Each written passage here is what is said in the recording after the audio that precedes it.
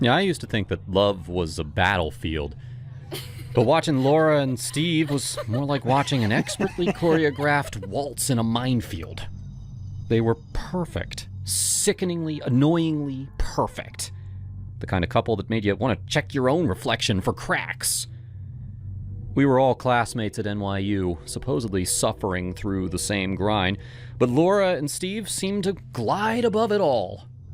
Steve came from old money, hedge funds, and Hampton Summers. Laura was the scholarship girl with the face of a runway model and the brain of a shark. Together, they were the golden couple. And I was Stacy, the friend, the reliable, slightly invisible, always supportive friend.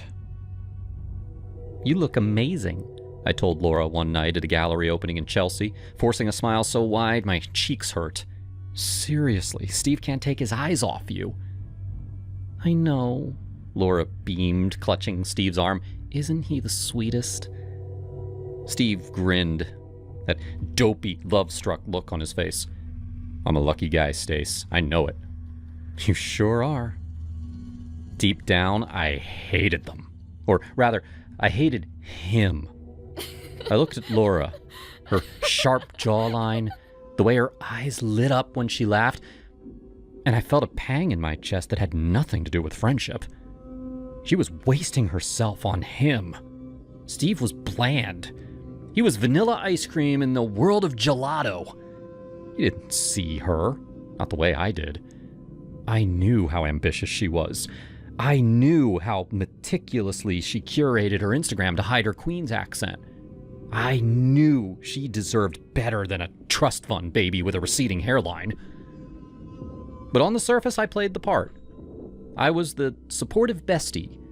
I commented goals on their photos. I listened to Laura complain about Steve's mother. I waited. The jealousy was a slow-acting poison. I needed to break them up. Not just for me, but for her. She needed to be free of him to see what was right in front of her. The opportunity came during the spring break of our junior year. We were all at a house party in Brooklyn. It was crowded, loud, and sweaty. Steve was trying too hard to be one of the boys, doing shots of tequila with guys he barely knew. I saw my opening. "Hey." I slid up next to him, handing him another shot.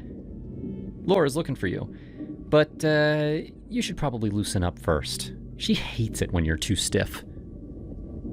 Steve, already glazed over, took the shot without question. You think?" "Totally. Here, have another." Didn't take much. Within an hour, he was stumbling. I guided him toward a back room where a few girls from the theater department were chilling. I pushed him onto a couch next to a girl named Chloe, who was already half passed out. "Steve, look at the camera!" I shouted over the bass. The pictures were great. Steve looked wasted, his arm around another girl, her head on his shoulder. It screamed cheating scumbag. I sent it to Laura anonymously 10 minutes later. "Thought you should see how Steve behaves when you're not in the room." I waited for the explosion. I waited for the tears, the phone call, the breakup. It never came.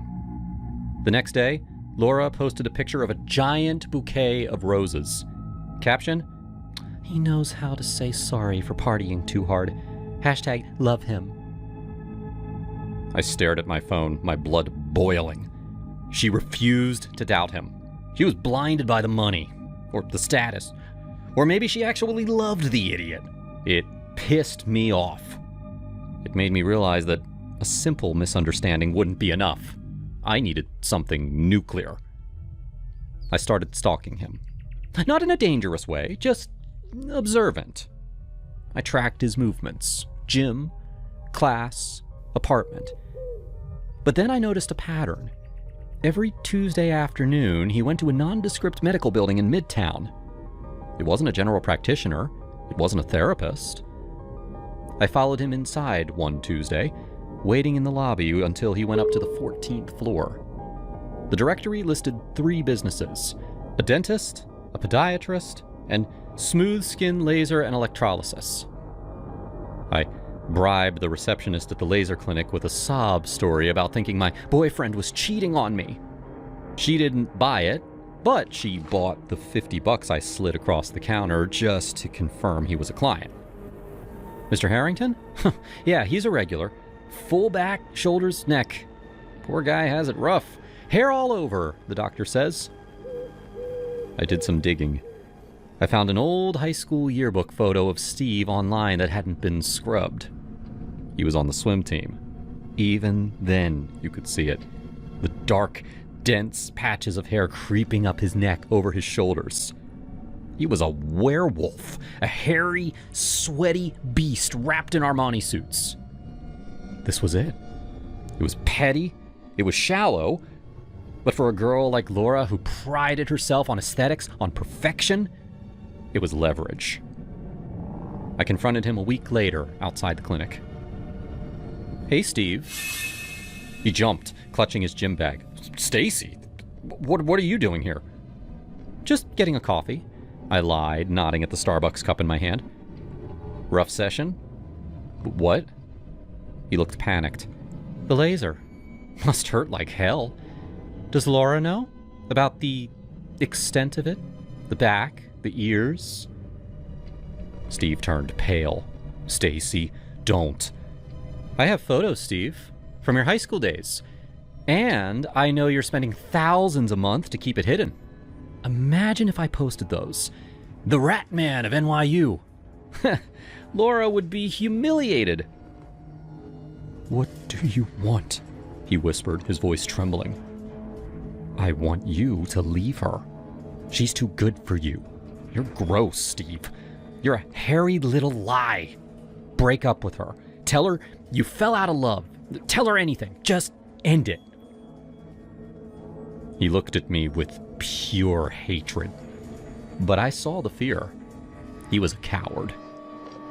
3 days later, Laura called me, crying. Steve had ended it. He told her he needed space to find himself. I went over immediately with wine and ice cream, playing the part of the grieving friend perfectly. I held her while she cried. I told her he was an idiot. I told her she was free now. I don't understand. She sobbed into my shoulder. Everything was perfect. I know, honey, I know. But you deserve someone who is sure about you. Weeks went by. I thought I had won. Laura was single. I was spending every day with her. We were closer than ever. And then came the invite. Come over tonight, Laura texted. I made dinner. I want to celebrate. Celebrate what? I asked. New beginnings. I arrived at her apartment at 8 p.m. She looked radiant. She poured me a glass of wine, some expensive vintage Steve had probably bought her. To us, she said, clinking her glass against mine. To us, I echoed. I took a sip. It tasted rich, oaky, and odd. The last thing I remember was the room spinning and Laura's smile blurring into a smear of red lipstick. I woke up with a headache that felt like a drill boring into my temples. My mouth was dry, stuffed with a piece of cloth. I tried to move my hands, but they were bound tight behind me. My ankles were tied to the legs of a heavy wooden chair. Panic surged through me. I tried to scream, but only a muffled grunt came out. Ice-cold water hit my face, shocking me fully awake. I gasped, choking against the gag. Laura stood in front of me, holding an empty pitcher. She wasn't smiling anymore. Her face was a mask of cold indifference. She reached out and yanked the gag from my mouth. What the hell is this? Laura, untie me. Are you crazy? Laura walked over to the kitchen island and poured herself another glass of wine. She took a slow sip, watching me. You know, Steve called me the night he broke up with me. He was a mess, crying, begging. He told me everything, Stacy. The blackmail, the photos, the threats. He's a liar. He's sick, Laura. You don't know. I know about the hair. I've known since the third date. Do you think I'm stupid? I've seen the scars from the treatments. I've seen the appointments on his calendar. I stared at her, stunned. You knew? Of course I knew. And I didn't care. Do you know why? She walked closer. Because he paid rent for this apartment. He paid for my tuition. He paid for my wardrobe. I was sick of that rat. Sick of the way he smelled. A girl like me with a body like this? I deserved better than that rat man. I was sticking with him for the portfolio, Stacy. I was building a nest egg. Then why are you doing this to me? Because you ruined the long game. My head snapped to the side, my cheek burning. I had 6 more months planned. He was going to buy me a condo in Soho for graduation. And you blew it up because you were jealous. I did it for you. I wanted you to be free of him. Bullshit. You did it because you're obsessed with me. The room went silent. I see the way you look at me. I see how you touch my arm, how you glare at any guy who comes near me. You didn't want to save me, Stacy. You wanted to own me. I couldn't deny it. Fine. You're right. I hate him because he had you. And yes, you should be happy.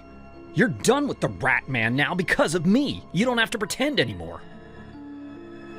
Laura stared at me for a long moment, and then a slow, cruel smile spread across her lips.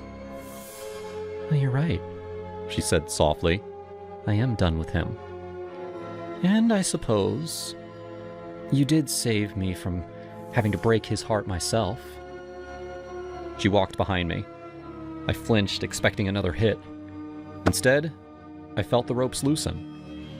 She untied my hands, then my feet. I stood up, rubbing my wrists. Laura, sit, she commanded.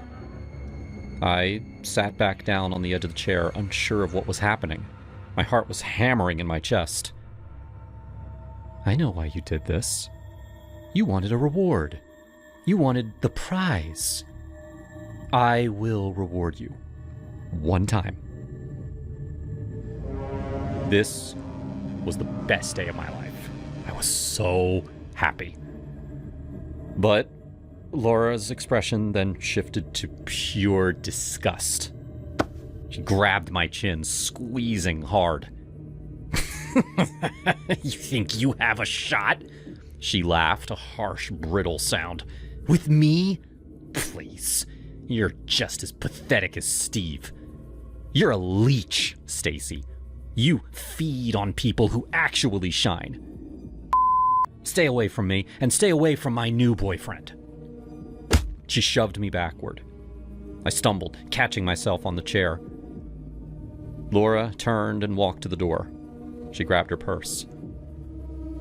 She then opened the door, and a man stepped into the frame. He was tall, handsome, wearing a suit that cost more than my tuition. I recognized him immediately. Daniel, the heir to a pharmaceutical empire. He was richer than Steve, better looking than Steve. Ready to go, babe? Daniel asked, not even glancing at me. More than ready, Laura purred. She looped her arm through his, casting one last look back at me. Bye, Stacy, she said. The door clicked shut. I sat there in the silence of the empty apartment, the slap mark on my cheek throbbing, realizing that all the rats weren't the ones hiding in the dark. Some of them were the ones shining the brightest.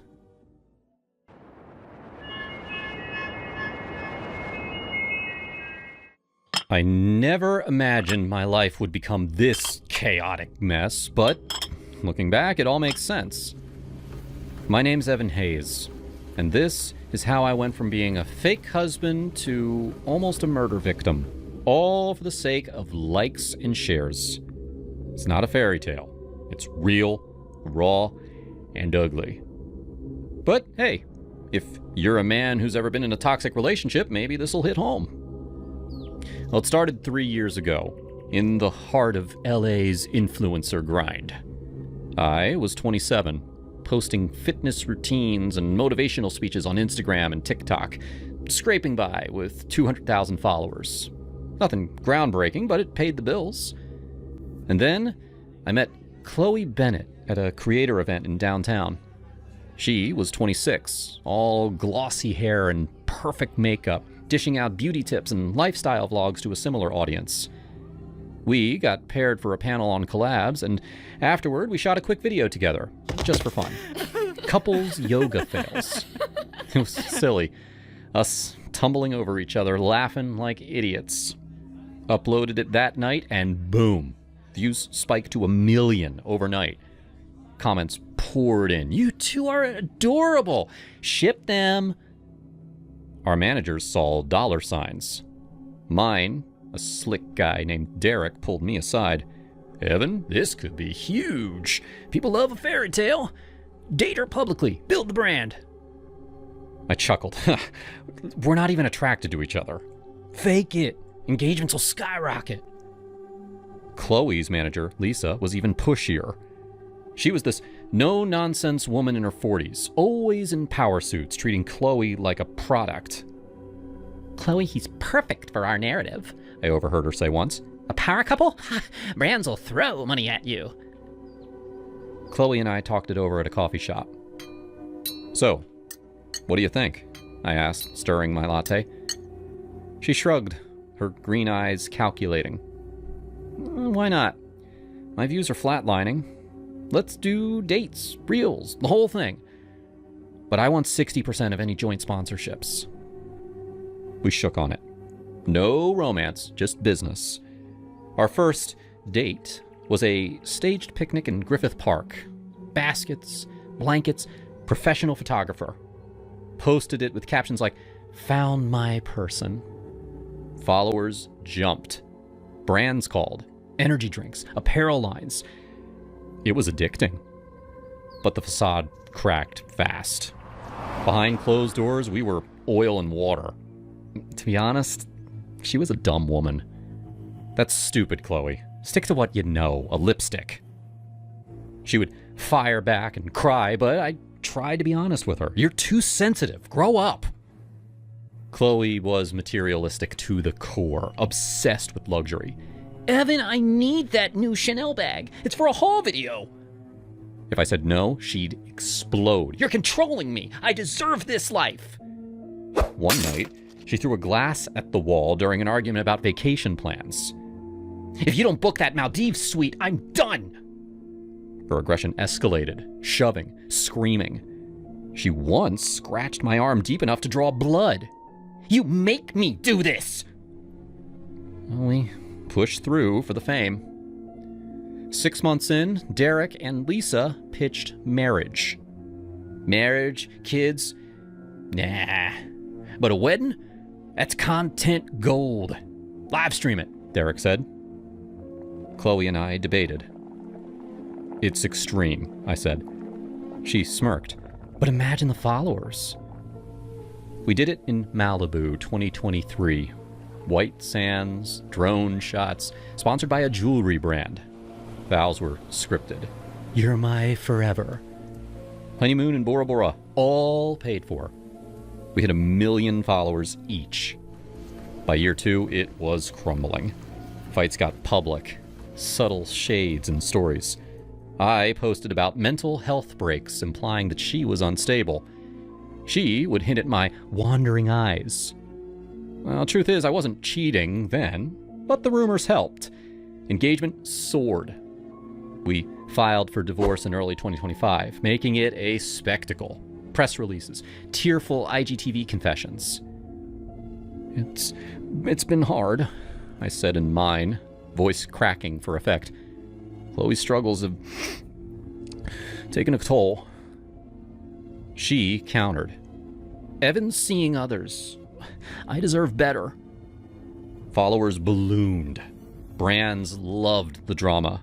breakup skincare lines, empowerment workouts. Lisa saw opportunity in the chaos. I didn't know it then, but she whispered poison in Chloe's ear. A divorce buzz fades fast, but if Evan disappeared, widow status, super fame, brand deals, all sympathy your way. Lisa, that's fucked up. Even I have limits. And that's when Sophia entered the picture. Sophia Reyes, a budding influencer, 150K followers. She was fire. She started tagging me in her reels. Dream collab with @EvanHayes. Manifesting. Flirty, but smart. Word got to me through mutuals, and yeah, I DM'd her. Love your energy. Let's link up. Our first meet was electric. A coffee turned into a full-day shoot. Flirty fitness challenge.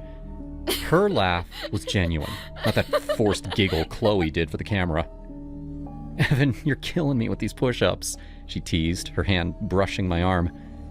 Bet I can outlast you. We bantered like old friends. Views? Insane. Comments? Better than Chloe. Chloe noticed. Her next reel was vicious. Spot the fakes. Extensions, lashes, butt pads. #authentic AF. Targeting Sophia's look. Sophia DM'd me. Your ex is jealous. Should I respond? I said, ignore her. But Sophia posted subtly, all real, all me.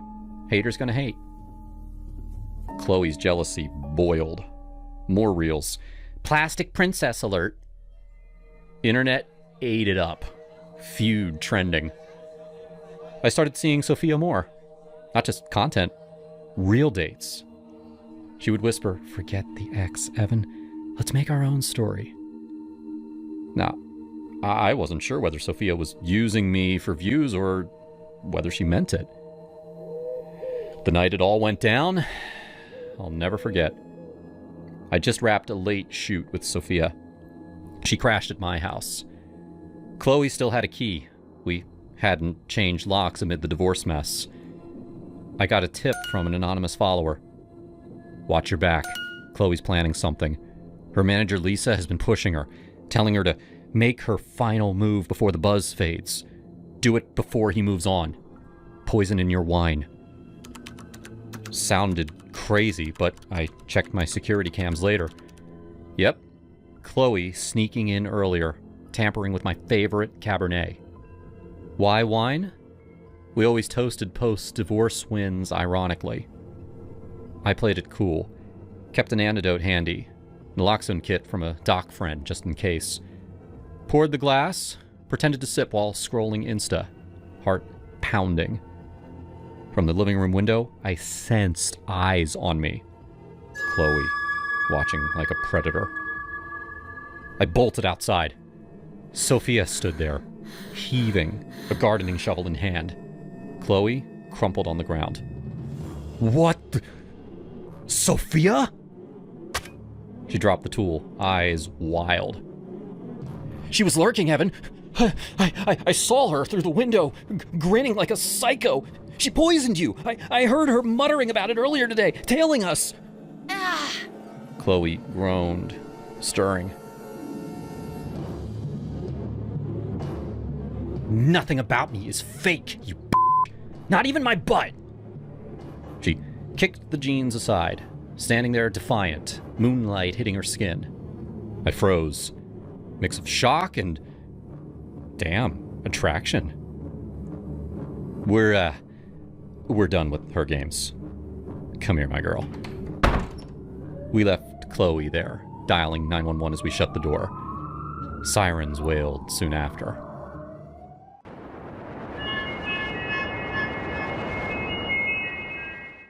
I never thought buying a beat-up old coffee table off Craigslist would turn into the most satisfying revenge story of my life, but that's exactly what happened. My name's Lily. I had just moved into a rental after my latest disaster. Yeah, my house had burned down. Again, but I'll get to that. I pulled up to their house in my red SUV, the one with the dent on the passenger side from that idiot ex of mine. The ad said $20 for a solid oak coffee table. Nothing fancy, but I needed something to put my feet up on while I rebuilt my life. The couple, Mark and his wife, whose name I later learned was Susan, greeted me at the door.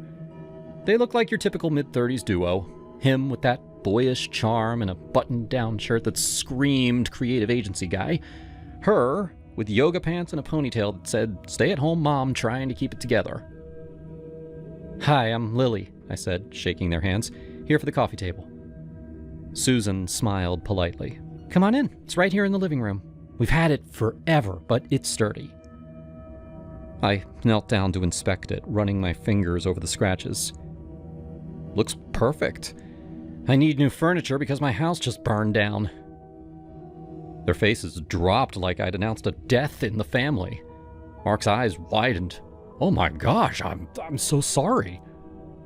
Susan nodded vigorously. "Hey, we don't need the $20. You can just have it." I laughed lightly, pulling a crisp bill from my wallet. "Oh, it's no problem. I have plenty of money.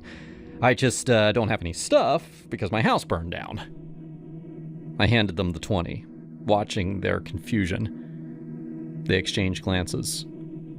Susan stammered, I'm sorry that your house burned down." "It's okay. I'm used to it." "Used to it? Like how many times has this happened?" I didn't answer right away.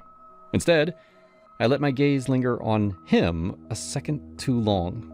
Those broad shoulders, the way his hair flopped just right. He shifted uncomfortably, but I saw the spark. Susan noticed too. Her smile tightened. I hoisted the table toward the door. "Thanks again. See you around." As I drove off, I couldn't help but smile. The fire thing? It wasn't a lie. My first house went up in flames back in my 20s. Faulty wiring, they said. The second was with my ex-husband, Derek. Let's just say insurance payouts are a girl's best friend when you're married to a deadbeat who can't keep a job. But I wasn't about to spill that to strangers. Well, a few days later, I found myself driving by their neighborhood again. Call it curiosity. Mark intrigued me. I parked a block away once or twice, just watching the house. Nothing creepy. Okay, maybe a little, but I wasn't hurting anyone. Then, one afternoon, I spotted Susan leaving the local salon, her hair freshly highlighted. I pulled over and rolled down my window. "Susan, right? From the coffee table?" She froze, clutching her purse. "Lily, what are you doing here?" I leaned out, smiling sweetly. "I need to talk to you. It's about your husband. I need him for a weekend getaway. I'd be willing to pay." Her face turned beet red. "What the hell, woman?" Before I could explain, her hand flew up and slapped me across the cheek. The sting burned, but the shock was worse. People stared from the sidewalk. I touched my face, fury rising.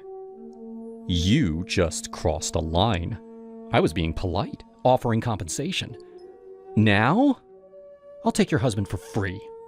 Start counting the clock." She scoffed. "Yeah, off. I know my husband well." I drove away, heart pounding. Polite? Maybe not. But after years of dealing with men like Derek, lazy, entitled, always expecting me to carry the load, that slap ignited something. Susan thought she knew Mark? I'd show her. Mark worked as a campaign planner at a boutique ad agency downtown. I'd done my homework. LinkedIn is a goldmine. Posing as a potential client, I reached out via email. "Hi, Mark. I'm starting a small lifestyle brand and I need help with branding. Saw your portfolio online. Coffee sometime?" He responded within hours. We met at a trendy cafe near his office. He was even cuter up close. "So, Lily," he said, sipping his latte, "tell me about your brand." It's about empowerment for women who have been through hell. Divorces, losses, like me. My ex-husband was a total burden. I ran the house, paid the bills, even kept things warm with his family. He just existed. Mark nodded slowly. That sounds tough. My wife's great, but yeah, I get it. Sometimes I feel like I'm the one holding things together at home, too. Over the next few weeks, our meetings became regular. We'd brainstorm ideas, but conversation always drifted personal. One afternoon, in his office, I shared more. Derek never lifted a finger. I'd come home from work, and the dishes would be piled up. His relatives always dropping by, expecting me to play hostess while he watched football.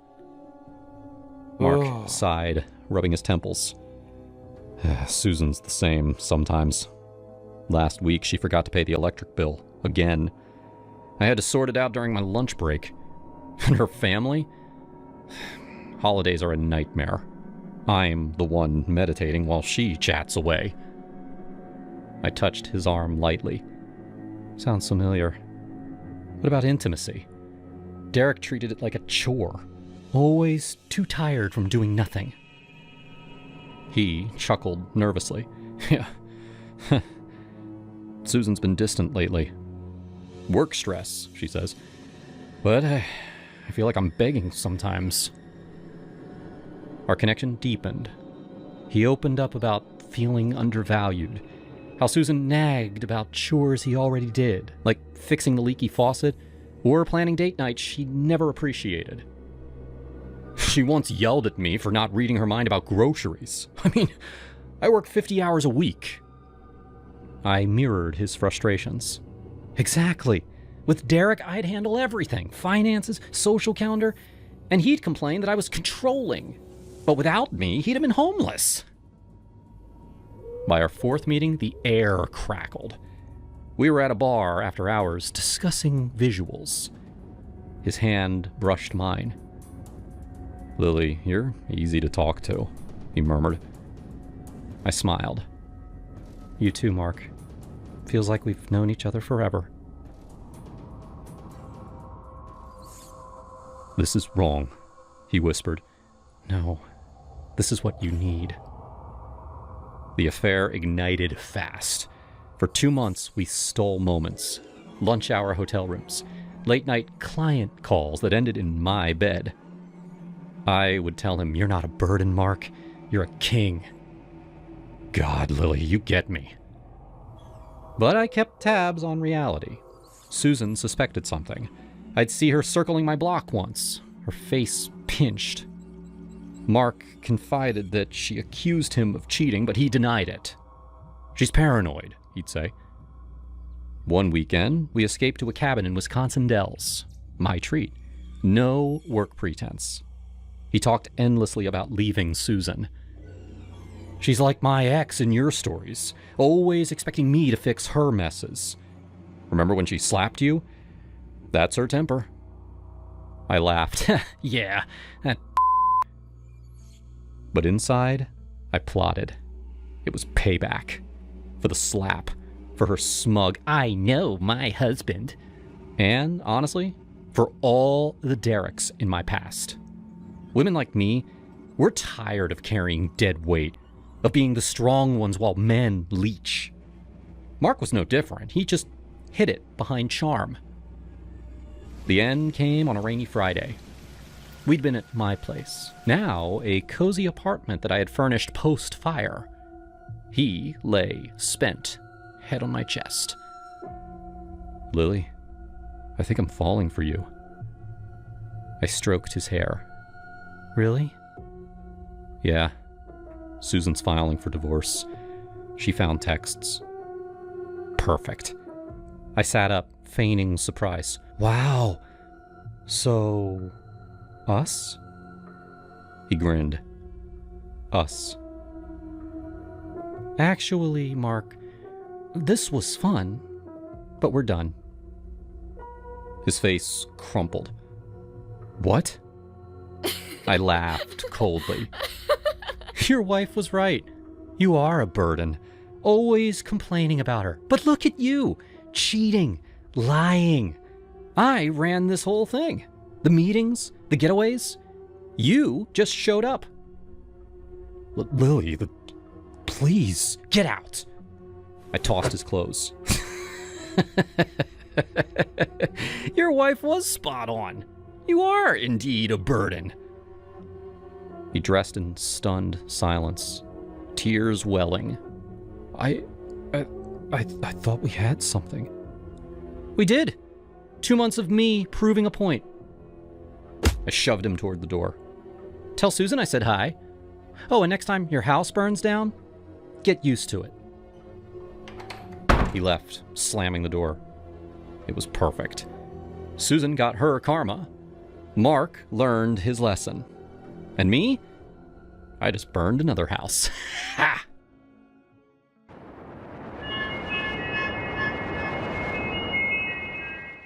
My name is David.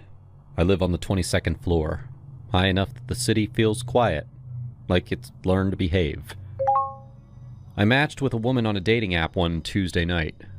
Her profile said she liked movies that lingered. We started talking about Avatar.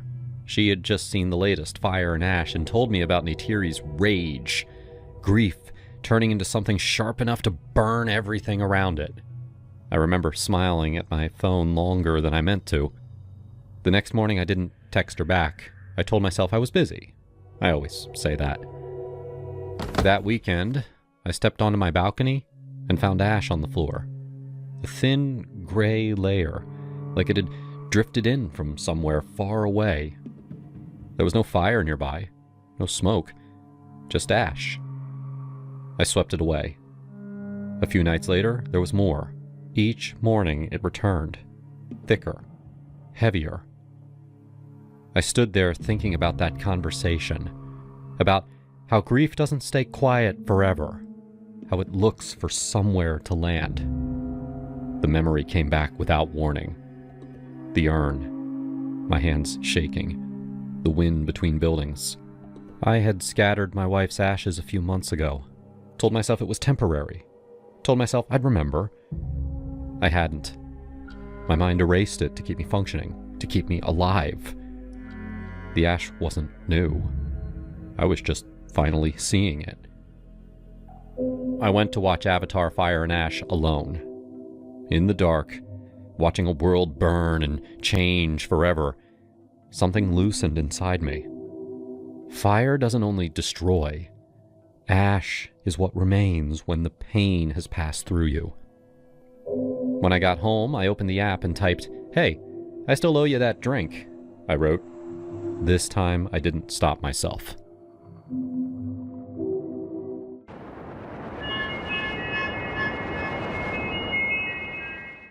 I quietly watched Casey from my bed as she squealed. My friend had been worried for weeks, and I thought she was overreacting. She hadn't been asked out on Valentine's Day, and she kept asking me if she wasn't beautiful anymore. Of course she was. She changed her skincare routine and her closet, and even talked about doing nose surgery because no one at college asked her out. I talked to her and told her to calm down. The right guy would come along soon, but she wasn't listening. "You don't understand how I feel. You have a boyfriend. You won't be lonely on Valentine's." She kept trying to get the attention of the guys taking our course. Until tonight. She had squealed into our dormitory holding a bouquet of lavender roses and a box of chocolates. I reclined on my bed and waited for her to explain. "You wouldn't believe it, May," she said breathlessly. "I just got a Valentine." I asked her who it was, and she said she didn't know. For a split second, I thought she'd gone crazy, until she explained that someone had delivered it to her at the door. She sat on her bed and searched for a note. The note said, "You are mine," with a drawing of a red heart with an arrow through it. Casey blushed and declared that it was very cute, but I told her to be careful. It was a week to Valentine's Day, and love was in the air, and girls and guys had paired up. I was looking for Dave when Casey walked up to me. "I got another note," she said breathlessly. Someone dropped it in my bag when I wasn't looking. There was a single red rose, too. She showed me the note and it said, "Want to know who I am? You'll see. You'll soon see." Casey thought it was romantic, but it got me worried. She was too caught up in the euphoria of the moment that she didn't even stop to think. She wanted to know who the secret admirer was. Each day built up to Valentine's Day, and Casey's secret admirer kept sending notes. I tried to warn her to be careful, but she wouldn't listen. 2 days before Valentine's, I gave up. I told my best friend to do whatever she wanted to do, and she happily agreed. Dave and I were going to have a date, and I was preparing for it. I told Casey that I would go shopping for Valentine's Day, and she decided to follow me. She said she would need a hot dress for her admirer. I sighed, but obliged her. We got back from shopping, and a bouquet of orange roses was waiting on our doorstep with a note. "I will be expecting you." Casey scooped up the note and flowers and went to her bed. She smiled and strangely looked at me. "I'm happy, May. I'm really happy." I shook my head and turned to unload my shopping bags. The next day, Casey was nervous. She had finally begun to think about what her admirer looked like. I told her to ignore the person and move on with her life, but she glared at me like I was the devil. My date was at night, and as I prepared, Casey prepared with me. It was 4 o'clock, and there was a knock on the door. Casey ran to the door before I could ask, and she returned with a huge grin on her face. "He sent an address!" And indeed, he did send an address with a dark crimson rose. I'd been feeling uneasy about the transition of rose colors, but I tried my best to look happy for my friend. She told me that it was a private restaurant on a private beach that was close to the college. She flaunted the address in my face because it was obviously in a fancy area. I got a call from Dave as Casey prepared to meet her admirer. He told me that he would be 30 minutes late. I hurriedly told him about Casey, her admirer, and the flowers. Dave read a lot, and he knew the meaning of flowers. Lavender meant love at first sight, red meant love, and orange rose meant desire and enthusiasm. The final rose the admirer sent meant death or mourning, and I was instantly scared. Dave told me to send the address of the place to him. He apologized for ruining my Valentine's Day because of Casey. He was going to check out the address. When he dropped the call, I felt uneasy. Dave was farther from the address than me, so I rushed down the stairs and took my scooter from the parking lot. I tried to call Casey over and over again, but her number wasn't available. I drove over to the address, and it took roughly 20 minutes. It was a beach area, and a mansion, walled and gated, stood gallantly in front of me. CCTV cameras lined the wired walls, and a doorbell was within my reach. I rang the bell, and the gate opened automatically. I quickly sent a text to Dave about my location, and then I pocketed my phone. I walked up 3 steps to the door, which was open as well. I was beginning to get scared. The whole setup felt ominous, but I needed to ensure the safety of my friend. I walked into the house and looked around. "Welcome!" A voice startled me. "What do you want?" I turned around towards the stairs and saw a middle-aged man in a tuxedo climbing down. Casey's secret admirer? I stuttered and told him that I was looking for Casey. He told me that I shouldn't have. Casey was in safe hands. I demanded to see her, and he led me to the dining room where I found Casey, smiling and eating. She waved at me and continued eating. She wasn't even surprised to see me. I sat down with a frown on my face and asked Casey why her phone wasn't available. She only giggled in response. I was annoyed.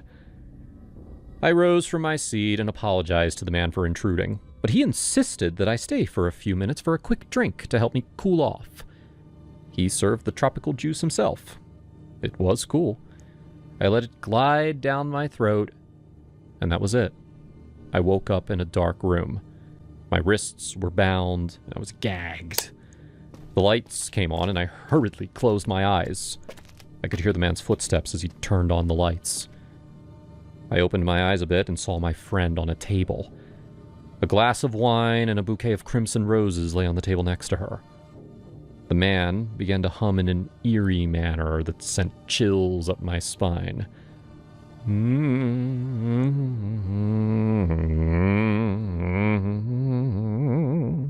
My sacrifice of love, beautiful one, you are mine forever. To my horror, he took a knife and thrust it into the left side of Casey's chest. Her heart. He sent it through her heart.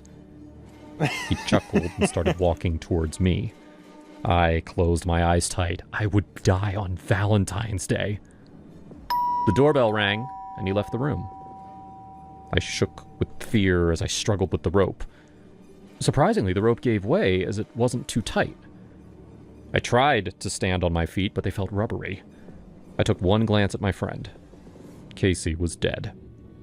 Tears fell from my eyes as I crawled out of the room. I met Dave and a policeman in the hallway. I was rescued, and the man was arrested. Casey was confirmed dead. She had been drugged and then killed by Mr. Alvin, who specialized in killing college girls on Valentine's Day. Casey was the fourth. Her death broke my heart.